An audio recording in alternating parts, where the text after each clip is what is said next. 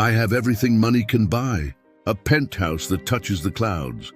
Cars that most people only see in magazines. But tonight at 3 a.m., I'm standing on my balcony, and I feel absolutely empty. If you've ever felt that something is missing even when you have everything, subscribe to this channel. Jesus is about to touch your life in a way you never imagined. I made my first million at 28.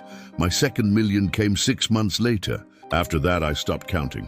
Success became my identity. My name appeared in Forbes. Entrepreneurs asked me for advice. Investors begged to meet with me, but nobody asks how I'm really doing. Tonight, like so many other nights, I can't sleep. The city lights below me look like fallen stars. Each one represents someone's dream, someone's struggle. And here I am, above it all, feeling more isolated than ever. My phone buzzes constantly. Messages I don't want to answer. People who need something from me. Business partners, investors, even my family only calls when they need something. I've learned that wealth doesn't buy relationships, it complicates them. I walk through my apartment. 12,000 square feet of marble, glass and silence. Modern art on the walls, pieces worth more than most houses. A wine cellar with bottles older than I am. A home theater that cost more than my first car. Everything perfectly designed. Everything perfectly empty. My reflection stares back at me from the floor to ceiling windows. Designer suit even at this hour. I forgot how to dress casually. I forgot how to just be. Every moment is calculated. Every conversation is strategic. Every relationship has an agenda. I remember reading something once from the Bible. My grandmother used to quote it. Something about a rich young man who came to Jesus asking about eternal life. He had kept all the commandments. He was a good person. But when Jesus told him to sell everything and follow him, the man walked away sad because he had great wealth. I used to think that story was about greed. Now I'm starting to understand it might be about something else entirely. About how possessions can possess you. About how the things you own can end up owning you. The irony isn't lost on me. I have financial advisors to manage my wealth, personal trainers to manage my body, therapists to manage my mind. But who manages my soul? Who do I talk to when I can't buy my way out of this feeling? I pour myself a drink. Scotch aged longer than some of my employees have been alive. It tastes like success should taste. Smooth, expensive, refined. But it doesn't fill the void. Nothing does. My achievements line the walls. Awards, certificates, photos with presidents and celebrities. Evidence of a life well lived, according to the world's standards. But when I close my eyes, I don't see success. I see exhaustion. I see a man running so fast, he forgot where he was going. Tomorrow, I have another board meeting. Another deal to close. Another million to make. The treadmill never stops. And I'm terrified of what happens if I step off. Who am I without the wealth? Without the success? Without the constant validation that comes from being at the top? My grandmother's voice echoes in my mind again. She used to say, "Treasure in heaven." I never understood what that meant. Heaven seemed abstract, intangible, but the emptiness I feel right now, that's very real. And no amount of earthly treasure has been able to fill it. I look at the city again.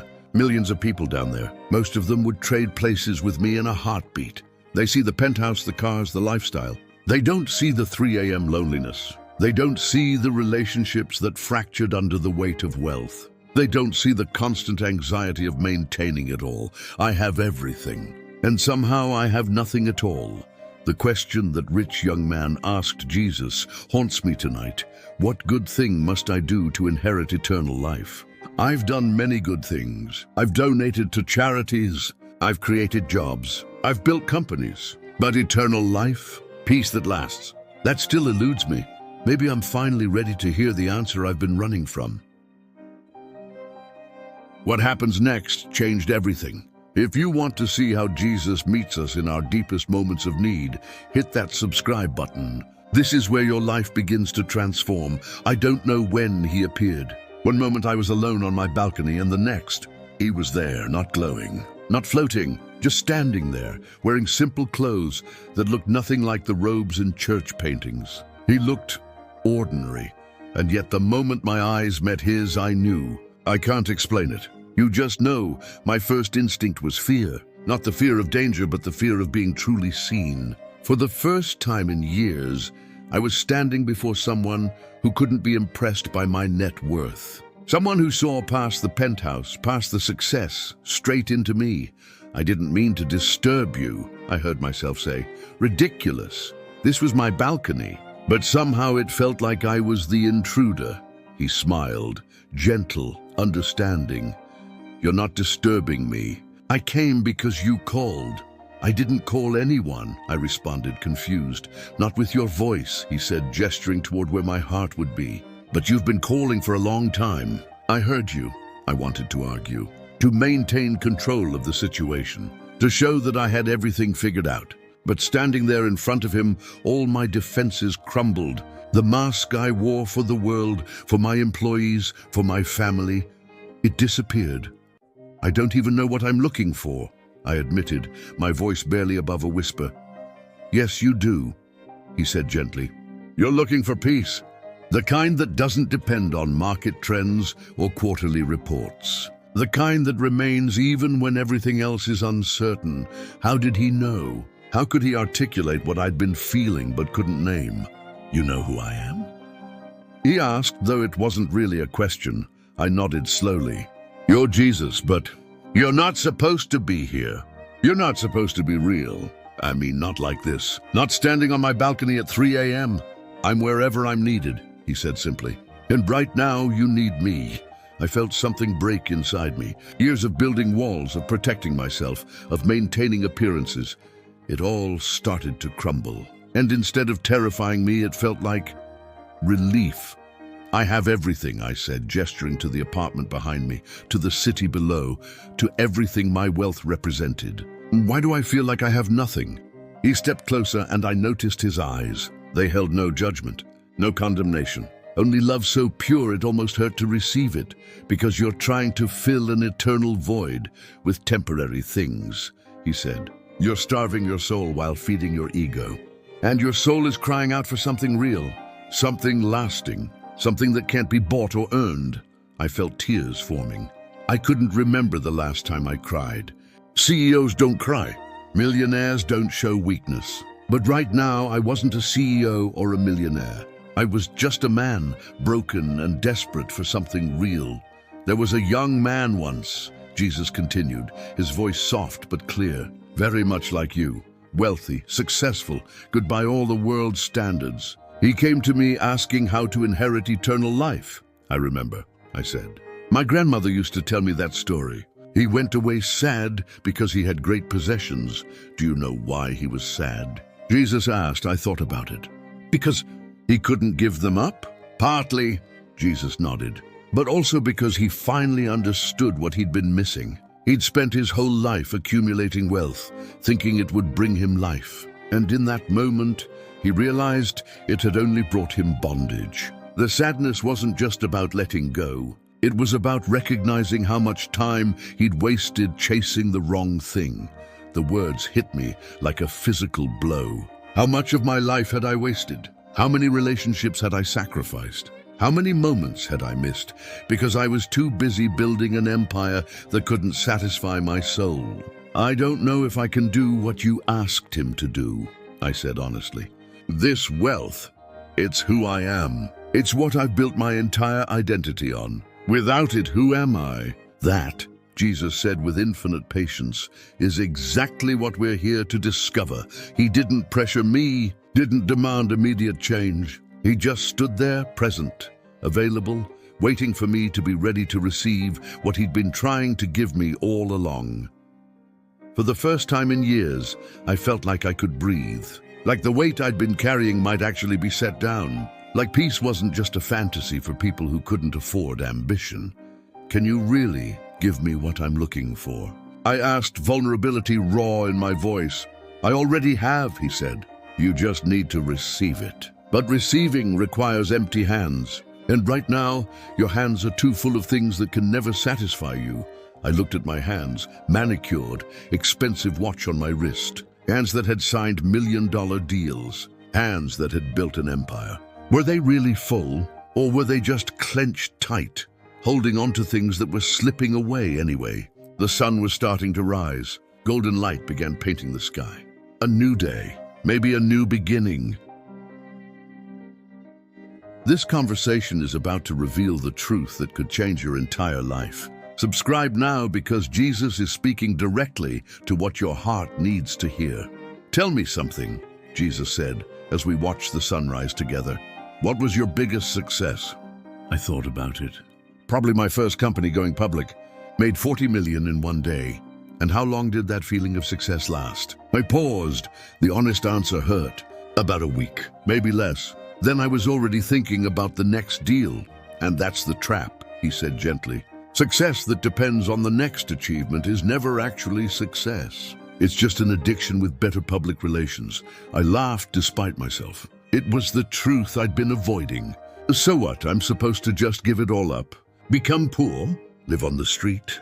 I never said that, Jesus responded, his tone patient. I'm not against wealth.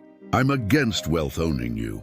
There's a difference between having money and money having you.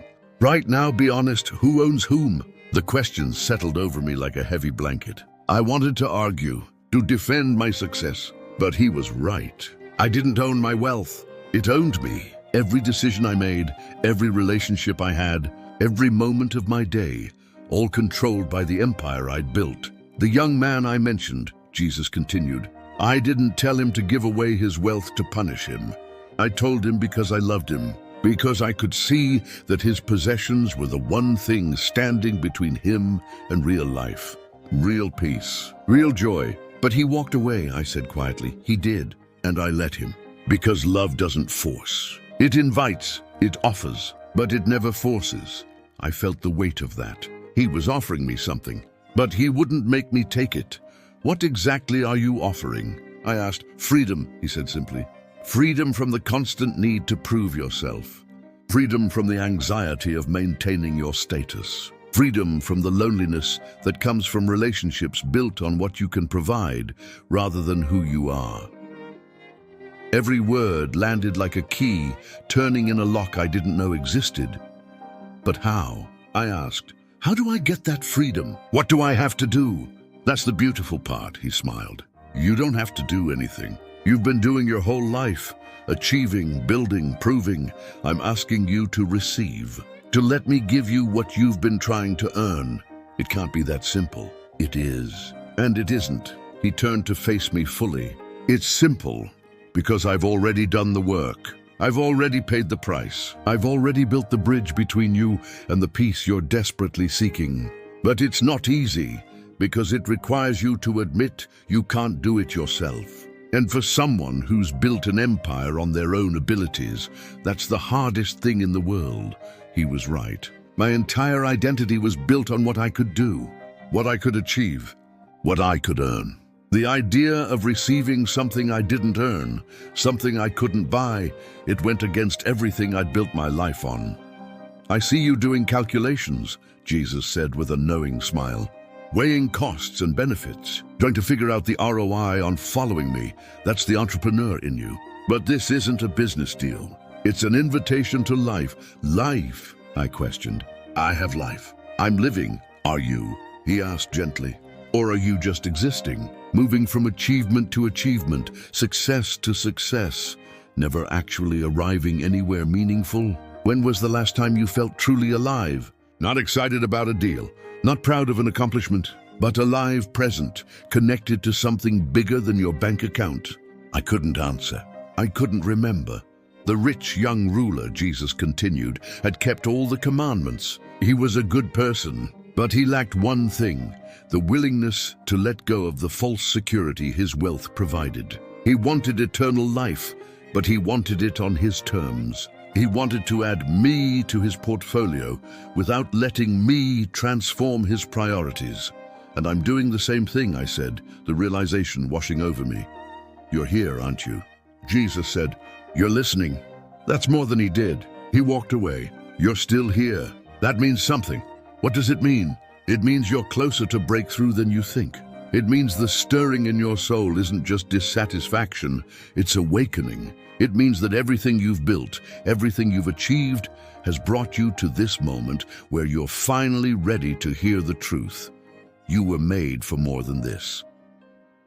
More than success? More than what the world calls success, he clarified. Real success isn't measured in profits. It's measured in peace, in purpose, in the impact you have on souls, not just markets. You've built a financial empire, but what if I told you that you're designed to build something far greater? A legacy that outlasts your lifetime, an impact that echoes in eternity. Something in me stirred, a longing I'd buried under years of ambition and acquisition, a desire for significance that transcended quarterly reports.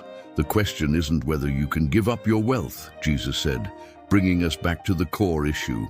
The question is, are you willing to stop letting it define you? Can you hold it loosely instead of tightly? Can you see it as a tool instead of an identity? Can you trust me enough to reorient your entire life around something you can't see or measure? The sun was fully up now. The city below was waking up, people heading to jobs, chasing dreams, building their own empires. All of us running towards something, hoping it would finally be enough. I said honestly.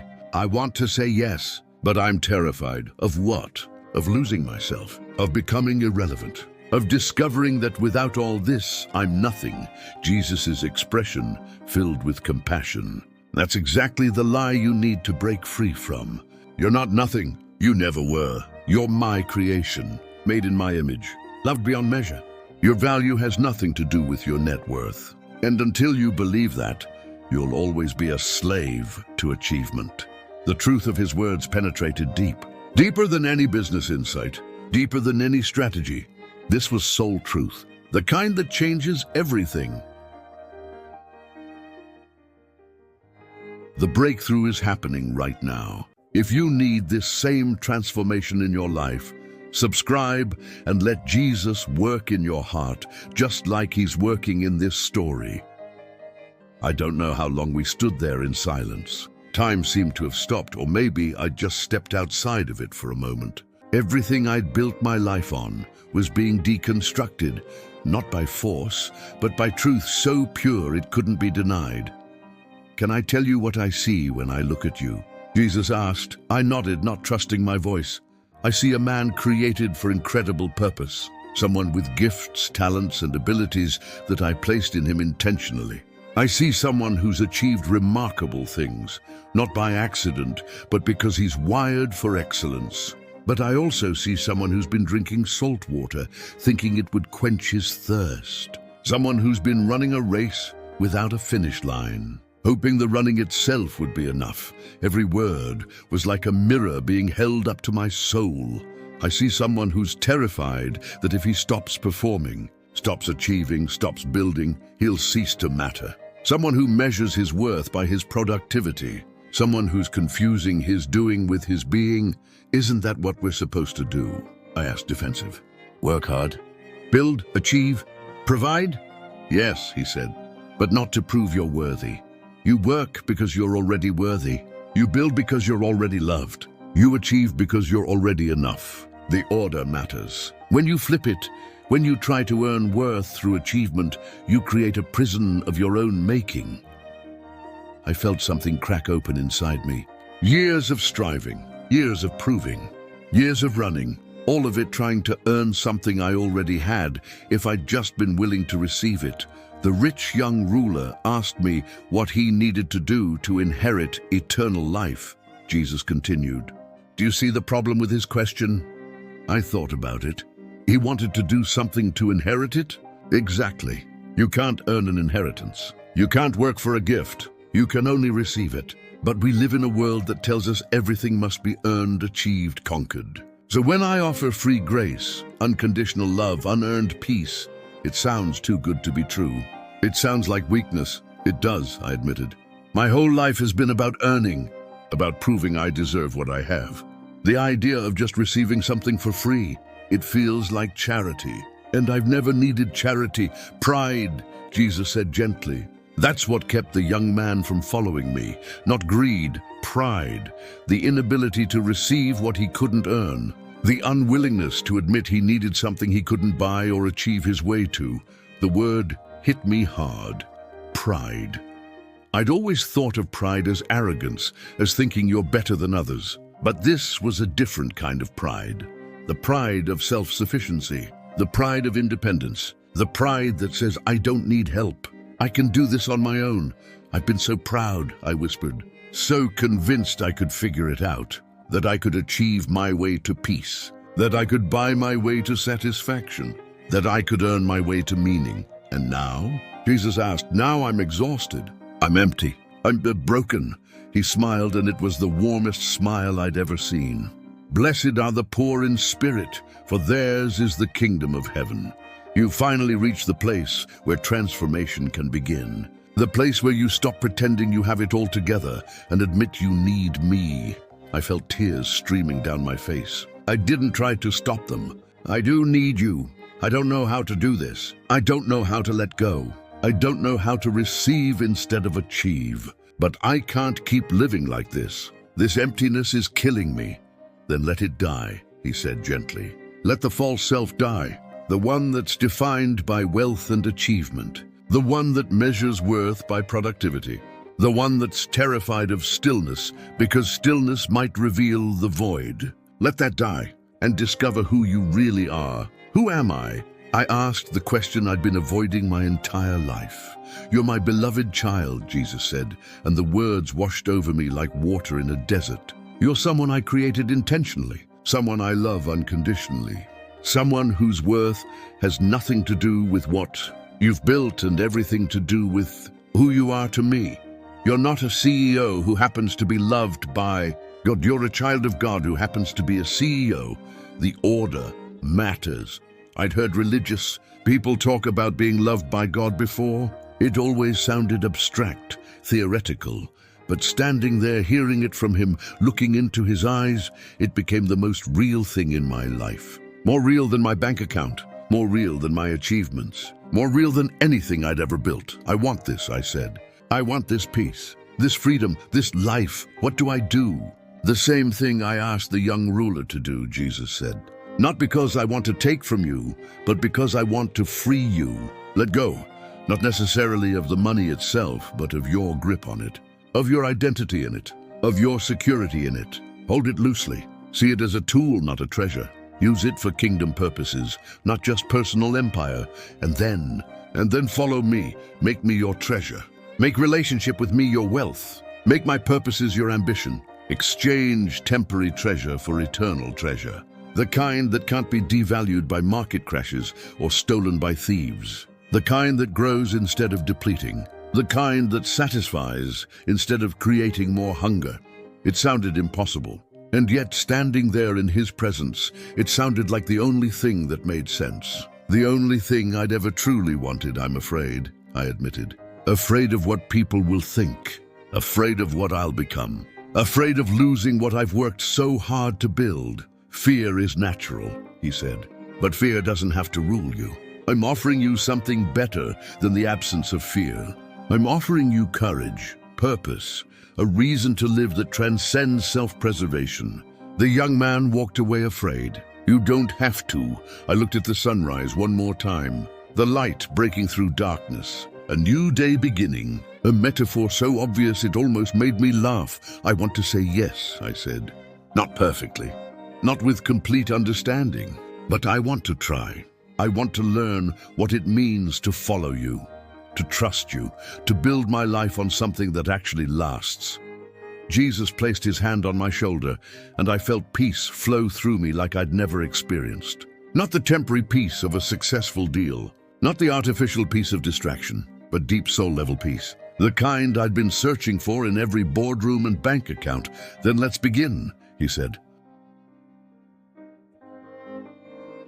This is where your own story begins. Subscribe to this channel right now because Jesus wants to meet you exactly where you are. Your transformation starts today. Don't walk away like the rich young ruler. Take the first step toward real peace. That was 6 months ago. I'm still standing on my balcony, but everything is different. The penthouse is the same. The city below is the same. The sunrise looks the same. But I'm not the same. I've been fundamentally transformed from the inside out. I didn't sell everything overnight. That's not what Jesus was asking. What he wanted, and what I needed, was a complete reorientation of my life. A shift in what I valued, what I chased, what I built my identity on. The first thing I did was learn to be still, to sit in silence without reaching for my phone, to pray instead of planning, to listen instead of constantly talking. For a man who'd built an empire on action, stillness felt like death at first. But slowly I discovered it was actually life, real life, the kind I'd been missing. I started using my wealth differently, not just donating to charities for tax benefits, but actually investing in people, in kingdom work, in things that would matter in eternity. I funded programs for at-risk youth, supported missionaries, helped single mothers get on their feet. And something amazing happened. The more I gave away, the richer I felt. My relationships changed too. I stopped networking and started actually connecting. I stopped seeing people as contacts or opportunities and started seeing them as souls, as people created and loved by the same God who loved me. Some relationships fell away, the ones built on what I could provide, but new ones formed, deeper ones. The kind built on authenticity rather than utility. I'm still a CEO, I still run companies, I still make money, but now it's different. Money is a tool, not a master. Success is a byproduct, not a god. Achievement is something I do, not who I am. I think about that rich young ruler a lot, the one who walked away sad because he had great wealth. I understand him now in a way I never did before. He wasn't bad. He wasn't evil. He was just unwilling to let go, unwilling to trust that what Jesus offered was better than what he had, and I almost made the same mistake. The text in Matthew says he went away sorrowful or grieving. He knew what he was walking away from. He could feel the weight of his choice. I wonder if he regretted it later. I wonder if he ever came back. I wonder if he ever found what he was looking for in all those possessions. I hope he did. I hope somewhere along the way, he had another encounter with Jesus, another chance to say yes. Because that's the thing I've learned. Jesus doesn't give up on us. He keeps pursuing, keeps calling, keeps offering. The door is always open. The invitation is always extended. Every morning now, I start my day on this balcony, not frantically checking market reports or planning strategy, but praying, talking to Jesus, listening for his voice, reorienting my heart toward what actually matters. Some of my business associates think I've lost my edge. They see the changes in how I operate and they're confused. The old me would have been offended, would have felt the need to prove myself. The new me, I'm just grateful. Grateful that I'm being transformed into someone who values the right things. My grandmother would be proud. She prayed for me for years, prayed that I'd find what she found. A relationship with Jesus that gave life meaning beyond material success. She's gone now, but I feel like she knows. Like somehow she can see that her prayers were answered. The sunrise is breaking through now. It does that every morning. Faithful, consistent, beautiful. A reminder that God's mercies are new every morning. That transformation is a process, not a moment. That I'm still being changed. Still being refined, still learning what it means to follow Jesus. I won't tell you it's been easy. Reorienting your entire life never is. There have been moments of doubt, moments when I wanted to go back to the familiar patterns, moments when I questioned whether this piece was worth the cost. But then I remember that night, 6 months ago. Remember standing here empty despite having everything. Remember the void that no amount of money could fill. And I know I can never go back. Whatever challenges lie ahead, they're better than the prison I was living in. To anyone watching this who feels that same emptiness, who has achieved everything the world says you should want, but still feels like something's missing, I want you to know Jesus is real. His offer is real. The peace he promises is real. And it's available to you right now. You don't have to be perfect. You don't have to have it all figured out. You don't have to clean yourself up before coming to him. You just have to be willing. Willing to admit you need him. Willing to let go of the false securities you've been clinging to. willing to trust that what he offers is better than what you have. The rich young ruler walked away sad. He didn't have to. He could have stayed, could have said yes, could have discovered what I'm discovering, that following Jesus isn't about losing your life, it's about finally finding it. Don't make his mistake. Don't walk away from the one who can actually give you what you're looking for. Don't let pride or fear or attachment to temporary things keep you from eternal treasure. The invitation is extended. The door is open. Jesus is waiting. What will you choose? If this story touched your heart, if you're ready to find the peace that money can't buy, subscribe to this channel right now. Share this video with someone who needs to hear it. And most importantly, talk to Jesus. He's waiting to meet you exactly where you are. The rich young ruler walked away. You don't have to. Your transformation starts today. What does it profit a man to gain the whole world and forfeit his soul? Mark 8:36.